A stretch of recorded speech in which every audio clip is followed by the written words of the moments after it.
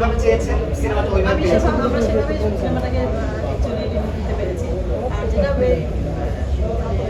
আমরা যেটা বলবো সেটা হচ্ছে যে ধরেন শেষের দিকে এসে যে বিসিপি প্রবলেম বা নানান ধরনের আমরা সমস্যার কথা বলছিলাম, ওটা কিন্তু আমরা নানানভাবেই চেষ্টা করছি।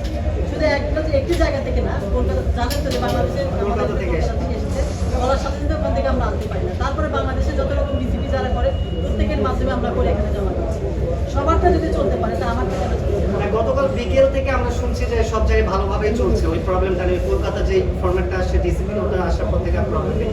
আপনি একটু সিঙ্গেল স্ক্রিন নিয়ে আমরা জানতে চাই যে সিঙ্গেল স্ক্রিনে কি অবস্থা, কারণ আমরা জানি যে শাকিব খান আমাদের শীর্ষ তারকা এবং সিঙ্গেল স্ক্রিনে ওনার আতুল হয়। সেখানকার কি অবস্থা যদি একটু এখন পর্যন্ত সিঙ্গেল স্ক্রিন থেকে বলেছেন উনি অনেক কষ্ট থেকে বলেছেন। আরেকটা ব্যাপার যেটা ব্যাপারটি সত্যি, কারণ হাউসফুল সিনেমা হল হাউসফুল সবকিছু ঠিকঠাক, সব দর্শক আসছে, এই সময় তো আপনি বলতে পারেন না যে আমার এসি নষ্ট। এটা আপনাদের আগে দেখা উচিত, তাই না? এসি নষ্ট ঠিক আছে, ফাইন, শুধুমাত্র প্রিন্সের হলটাতে নষ্ট। আরও যে হল হচ্ছে, এবং ওদেরকে জিজ্ঞেস করা হয়েছে বলে কি যে মার্কেটের সমস্যা, সেই জন্য এই হলের সমস্যা। এই হলটা কি শুধু প্রিন্সের হলই হতে হবে? আমি জানি না, ভাগ্যটা আমার খারাপ না সাকিব খানের খারাপ।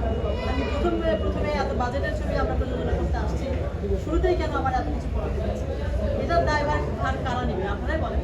আমি এসিডির সমস্যা প্রত্যক্ষদর্শী আমাদের টিমের একজন আছে, উনি কিছু ফ্যামিলি নিয়ে গেছেন এবং অসম্ভব বিব্রত হয়ে মধ্যে ফেরত আসতে হয়েছে যখন এসি শো দেখার জন্য।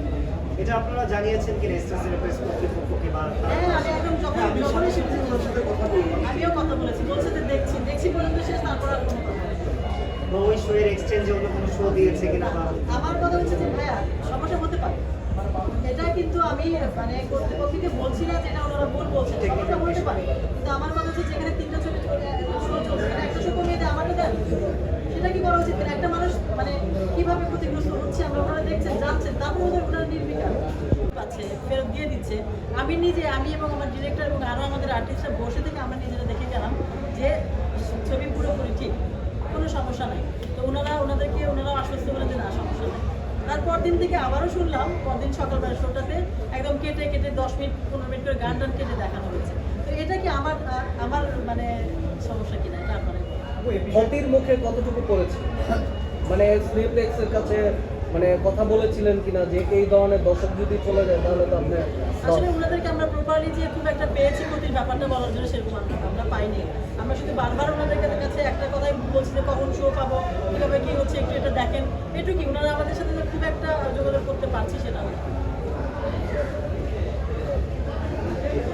আজকে আবু মাহমুদ একটা সামাজিক